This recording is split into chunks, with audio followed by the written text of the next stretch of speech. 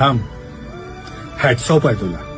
मानलं राव. कुणाला सुद्धा वाटलं नव्हतं की तू या सिच्युएशन मधनं बाहेर पडशील. तुला माहितीये तू कसे दिवस काढलेस, किती त्रास सहन केलायस, किती फसवला गेलास, ते पण जवळच्याच लोकांकडनं. पण तू बाहेर पडलास याच्यातनं. ही सिच्युएशन तू पार केलीस. लिटरली असे दिवस होते की तुला जीव द्यावा वाटत होता. खरं बोलतोय ना मी. स्वतःला संपवावं वाटलेलं, पण तू नाही संपलास, परिस्थितीला संपवलंस.